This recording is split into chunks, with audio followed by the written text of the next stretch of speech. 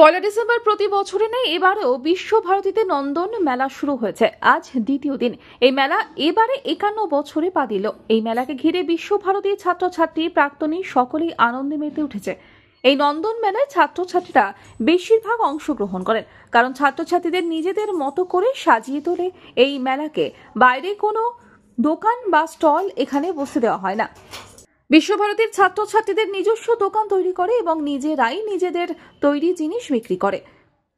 বিক্রিত জিনিসের মূল্যের অর্থ বিশ্বভারতী কলা ভবন ফান্ডে জমা করা হয়। বিশ্বভারতীর নন্দন মেলায় নন্দলাল বসুর জন্মদিনকে স্মরণ করে এই মেলার আয়োজন হয়। এবারে নন্দন মেলা বেশ জমজমাট হয়ে উঠেছে বিশ্বভারতীতে।